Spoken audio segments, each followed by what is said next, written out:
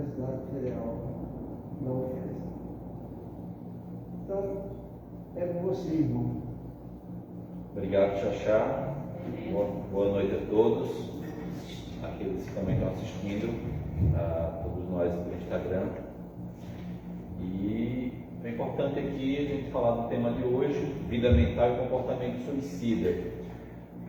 Esse mês de setembro, um mês que dedicamos à conscientização sobre a questão dos temas ligados ao suicídio, e a doutrina espírita pode nos ajudar a trazer um consolo àqueles que passam pelas suas aflições, pelas suas adversidades, pelos seus problemas e conseguir superá-los da melhor forma possível, afastando-os da prática desse atentado contra a vida humana que somente Deus pode nos tirar. E o impacto desse ato é visto em toda a humanidade, ainda como algo muito presente, com números aumentando de forma absurda, chegando aí a 800 mil suicídios por ano em todo o mundo.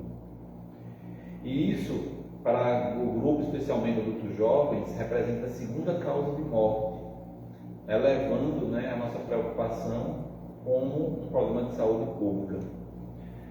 Grande parte desses suicídios acontece, 80% dos casos, em países pobres, mostrando a importância das questões sociais nesse comportamento. O Brasil ocupa o 8º lugar no mundo, sendo aqui a nossa casa, onde, apesar de não ter uma incidência das mais elevadas do mundo, mas tende a aumentar, levando à preocupação da conscientização. Essa campanha do Setembro Amarelo, ela surgiu a partir da Associação Brasileira de Psiquiatria, juntamente com o Conselho Federal de Medicina, na busca pela conscientização, falando um pouco mais sobre o suicídio e desencorajar as pessoas da sua prática.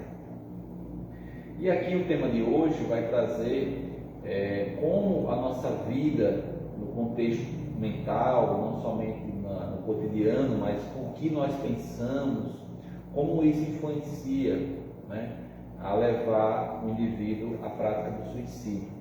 Isso porque a doutrina espírita vai nos explicar que, além da matéria, além do corpo físico, biológico, nós temos uma mente, e essa mente está conectada ao nosso espírito imortal, e temos uma manifestação dessa nossa mente através do nosso corpo espiritual, que absorve as energias que nós produzimos através dos fluidos produzidos pelo nosso corpo espiritual, e também por aqueles fluidos que nós recebemos através de nossas relações humanas, mas também da influência espiritual.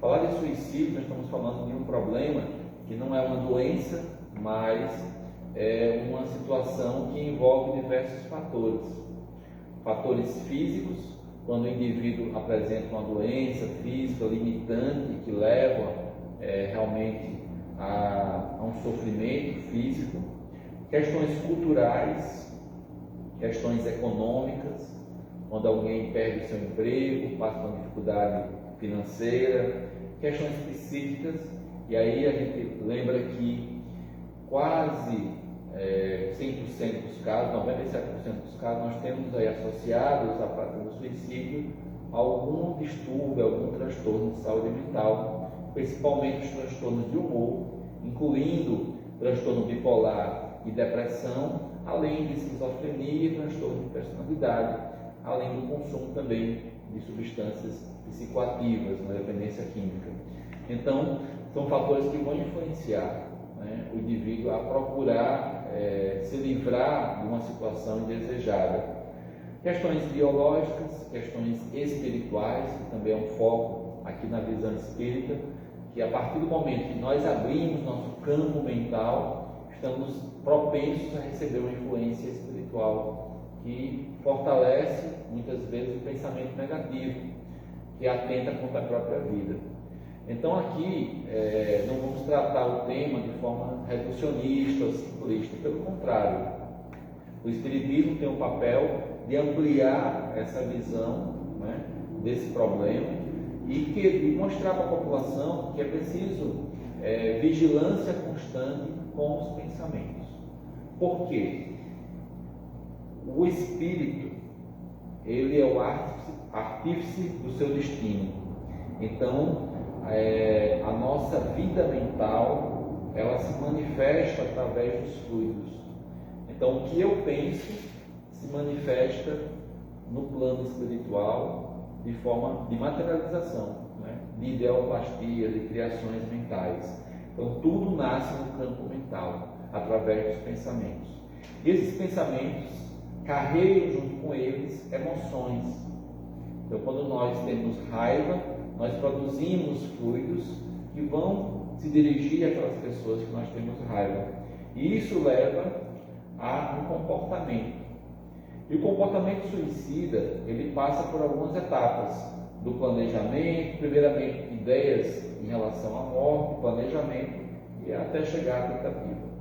A cada 2 segundos alguém tenta no mundo suicídio, e a cada 40 segundos alguém comete. Então é algo que está muito presente. Por quê? Porque ainda reina o materialismo. As pessoas passam por problemas e acreditam que praticando suicídio irão se livrar desses problemas. Nós aprendemos com o Espiritismo, com a sobrevivência da alma após a morte física, que é o contrário. Esses problemas que existiam, eles vão se intensificar. Por quê? Através da libertação da matéria, o espírito agora liberto vai ter uma ampliação da sua perspectiva mental, e os sofrimentos que antes atuavam somente no campo mental vai se tornar muito mais presentes e intensos, levando a um sofrimento maior. Por isso a doutrina espírita consegue nos guiar para nos afastarmos desses pensamentos. Quando nós trabalhamos a cura espiritual, o tratamento do adoecimento mental na perspectiva espírita, uma visão espiritual, nós queremos nos libertar daqueles sentimentos negativos que trazem o sofrimento. Os principais sentimentos que o ser humano carrega são sentimentos, por exemplo, de mágoas e de culpas, que estão muito presentes no dia a dia, porque nós passamos por dificuldades na nossa vida, adversidades, às vezes nos sentimos culpados por aquilo que nós fazemos, ou nos sentimos lesados, né? Ou atingidos por alguém carregando uma mágoa, um ressentimento. Então, quando começamos a nos libertar desses pensamentos negativos, nós trabalhamos no campo da prevenção desse comportamento suicida que leva muitos indivíduos a concretizar esse ato. Então, a preocupação aqui é também nos voltarmos para a nossa mente, para o nosso autoconhecimento. A mente, segundo Emmanuel, é o espelho da vida em toda parte. É um conceito que nós utilizamos de forma até poética, né? Mas que ele representa um atributo do espírito. Então a mente, a gente até faz uma correlação de mente com espírito, exatamente porque a consciência representa esse despertar, né, da inteligência do espírito. E a vida mental, ela vai receber diversas influências, né, no nosso cotidiano. Hoje, sabemos que quando você adoece, você passa por uma situação de enfrentamento. Algumas pessoas encaram a doença como meramente um mecanismo de expiação, né? Como os espíritas defendem que devemos ser punidos pelos nossos erros do passado, como forma de expiação somente. Mas, na verdade, o principal objetivo do adoecimento é ser um instrumento pedagógico do espírito. Então, nossa vida mental temos que ser voltados, temos que encarar esses desafios como essas oportunidades de aprendizado. Quando colocamos isso como prioridade, a gente vai se afastando do comportamento suicida. Então, aqui entra o orar e vigiar, onde devemos focar nesse autoconhecimento. O que é que nós estamos pensando? Como isso está influenciando a minha vida? Quando nós temos consciência do que nós estamos pensando, nós podemos seguir o caminho inverso do comportamento suicida, buscando nos conectarmos com a espiritualidade superior, através da nossa fé em uma vida futura, na compreensão da existência da reencarnação como mecanismo realmente educativo, inclusive compreendendo, e aí vamos lá no Evangelho segundo o Espiritismo, as causas das aflições, né? Onde iremos entender que se nessa vida já começamos a praticar, né, seguirmos o caminho da virtude, temos que procurar nas vidas anteriores a causa dessas aflições. E muitas pessoas não conseguem entender que existe todo um enredo, né, várias histórias envolvidas com as nossas vidas anteriores que justificam o porquê eles estavam passando por essas dores nesse momento. E aí, no dia a dia, todos nós conseguimos, através do pensamento, mobilizar esses fluidos, produzir fluidos, transformar o fluido vital, né, ao nosso redor e criarmos uma estrutura em torno de todos nós. André Luiz vai dizer que eles chamam isso de fotosfera psíquica ou psicosfera, né? E essa fotosfera psíquica é conhecida como a aura, né? Esse conjunto de fluidos que aqueles que têm evidência vão dizer que existe uma aparência, uma forma, uma cor, né? Até um movimento. E isso aí é interessante, porque isso, a gente tendo tomando consciência disso, ele começa a ter o cuidado de fazer essa higienização, né, da nossa mente, e consequentemente também dessa conjuntura, dessa psicosfera que nos envolve e que é materializada, realmente é criado energias que podem ser benéficas ou maléficas, né, ou ser deletérias para o nosso fluido, né, para a nossa energia que precisa fluir no nosso corpo. Quando existem bloqueios, existe o adoecimento, que começa nesse campo mais sutil, através do corpo espiritual, levando ao adoecimento físico, como a gente estuda no Espiritismo. Então, a proposta é a gente ficar alerta, né, e buscar práticas que busquem fazer essa faxina, essa higienização mental e, consequentemente, também energética, física e espiritual. A doutrina espírita nos oferece práticas complementares para buscar esse processo de limpeza e de terapêutica, né, de forma inclusive preventiva. Quando você procura uma casa espírita, você pode, através do atendimento fraterno, receber esse auxílio, essa orientação de qual é o caminho para se libertar, né, ou pelo menos atenuar esse sofrimento. E vai ser indicado tratamentos magnéticos, fluídicos, como passe, água fluidificada, mas também práticas meditativas, preces, onde você faz essa conexão com as energias sutis, que são benéficas. Levar para sua casa o Evangelho no Lar, também faz essa higienização desse ambiente doméstico, quando a gente passa grande parte do nosso dia, né, para alguns até 2/3 do seu dia. Então, são mecanismos, são técnicas que o Espiritismo vai nos oferecendo para realizar tanto a terapêutica complementar espírita, como também prevenir, né, pensamentos, comportamentos que levem ao suicídio. Sabemos que o Espiritismo, através de André Luiz, vai despertar também o entendimento do suicídio não somente de forma consciente. Então, a consciência é quando a gente tem lucidez perante os atos, quando a gente tem um discernimento, quando a gente decide tirar a nossa própria vida de forma consciente. Mas muitos seres humanos ainda têm um comportamento suicida de forma inconsciente. Como isso acontece, né?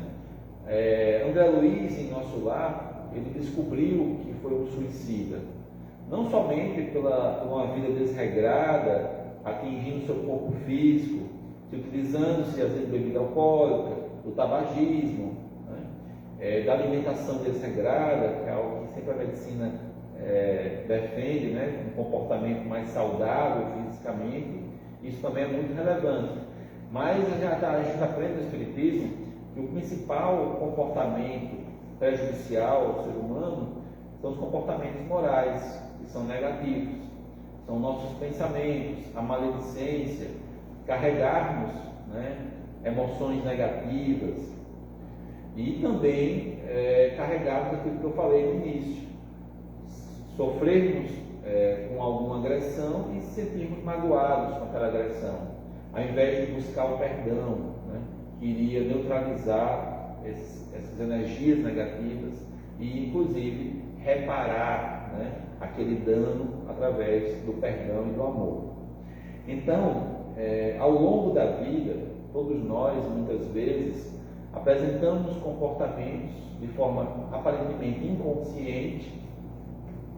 Lembramos aqui que quando começamos a estudar o Espiritismo, aquilo que é inconsciente vai começando a se tornar consciente, porque a gente vai compreendendo essas relações e vamos percebendo e nos conectando com o que está ao nosso redor de forma automatizada, de forma onde compreendemos essas relações sutis que existem, por exemplo, no convívio familiar, no ambiente de trabalho, porque é que nós temos uma reatividade com certas pessoas que suscitam raiva, mágoas, conflitos, né? Então tudo isso tem um porquê, mas grande parte da população continua aí com pensamentos negativos, agredindo, né, o seu perispírito, sofrendo, agredindo o seu corpo físico com adoecimentos,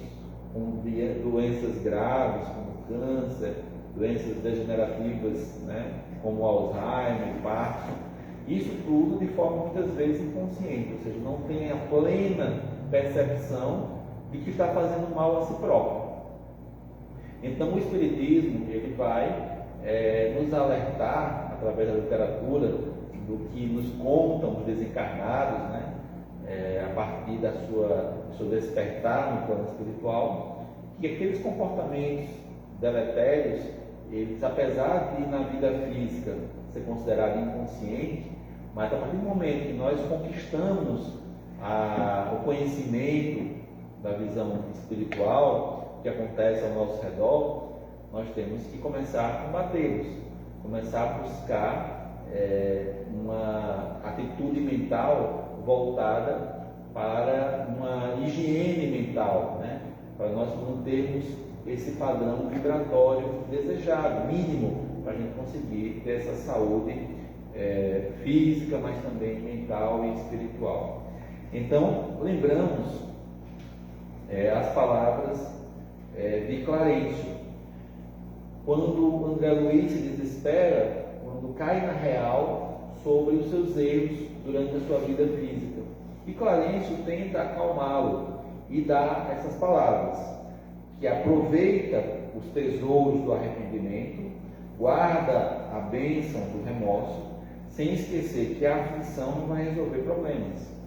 Ou seja, a proposta do Espiritismo não é a gente se martirizar pelos nossos erros, que a gente entenda que os nossos erros fazem parte de todo esse processo de aprendizado e que eles sirvam realmente de despertamento, que a gente consiga aceitar que nós erramos, que ainda somos imperfeitos, mas que é possível através do arrependimento. E aí André Luiz não teve essa oportunidade em vida, mas a partir do seu relato, da sua história, a gente vai poder, ainda em vida, praticar esses conhecimentos, esse aprendizado que foi compartilhado por ele. Então, o Espiritismo defende o estudo, a compreensão desses fenômenos como forma de aprendizado, onde a gente não precise sofrer para esse aprendizado. Pena que muitos de nós ainda caminhamos, né, através dessa dor para conseguir se libertar. E aí, Clarencio nos deixa claro que não é para carregar as aflições como se fosse um troféu, né? Mas na verdade temos que conseguir superá-las, né? Através desse remorso. E apesar de tudo, sabemos que mesmo você não conseguindo afastar o pensamento suicida, é possível que você, através do suicídio, consiga aprender numa encarnação seguinte que o dano que você causa ao seu corpo físico vai ser uma marca que vai ser levada muitas vezes na encarnação futura, no seu próprio perispírito. E assim explicamos quadros médicos, né, de malformações, de deficiências, de dificuldades, de limitações. Mas aqui não é a lei italiana. A justiça divina não quer dizer que um tiro na cabeça vai gerar um deficiente mental. Né? Não podemos ser reducionistas, como a gente vê às vezes muitos espíritas, julgando outras pessoas por terem deficiências como se fosse realmente um erro do passado, em outras vidas. Não é isso. Tem diversas possibilidades, né? A vida humana tem diversas nuances. E sabemos de relatos de espíritos evoluídos que vêm na condição realmente deficiente, para provações dos seus pais, aprendizado. Mas é importante esse relato, que existe uma lei de ação e reação, onde aquilo que nós praticamos vai levar um impacto na nossa vida. Que seja nessa vida, muitos querem que a justiça humana resolva essas discrepâncias, né, de resultados, mas é na verdade através da justiça divina que vamos realmente atingir essa equidade, e realmente vai chegar através, muitas vezes, de um processo doloroso, né? E já vivenciamos isso com aqueles que já estão encarnados e se queixam desse estado que se encontram. E aí na reencarnação vamos encontrar a explicação para essas mazelas, para essas aflições. Então o suicídio, ele traz repercussões no ser de forma integral. Não atinge somente a parte física, atinge também diretamente o próprio espírito e o seu corpo espiritual. A proposta aqui é educar o nosso coração, né, para iluminar a nossa consciência. Se nós conseguirmos ter essa clareza de onde nós queremos chegar, quais são os reais objetivos nesse planeta de estarmos encarnados, nós iremos encarar essas dificuldades, enfrentar essas dificuldades da melhor forma possível, né? E muitos acreditam que não tem uma saída, que estão no estado de desespero, mas é meramente uma questão de perspectiva. Nós ainda, pela nossa pequenez como humanidade, não conseguimos enxergar além da nossa compreensão, nossa percepção das relações físicas. E aí o Espiritismo vem ampliar essa visão de mundo, compreendendo as relações que estão além do aspecto físico, especialmente as relações reencarnatórias, relações espirituais. Então a nossa vida mental se torna algo de mais relevante, mais do que a nossa vida física, e ela é negligenciada. Por isso a medicina não conseguiu ainda melhorar os seus índices de resultados na saúde mental. Ainda temos um alto índice de adoecimento mental, onde não conseguimos curá-los, somente aliviar o desconforto através de medicamentos, de terapias complementares, mas não conseguimos a cura, porque não fomos diretamente no cerne do problema, que são os aspectos morais envolvidos com o nosso comportamento e como nós encaramos essas dificuldades cotidianas ou esses desafios diários da nossa relação, dentro da nossa própria família, no nosso ambiente de trabalho, na nossa vida de relações, né, nos nossos locais que a gente convive. Eu queria aqui também reforçar a importância da nossa fé, de nós acreditarmos realmente numa força superior. Que essa força ela vai se manifestar de diversas formas.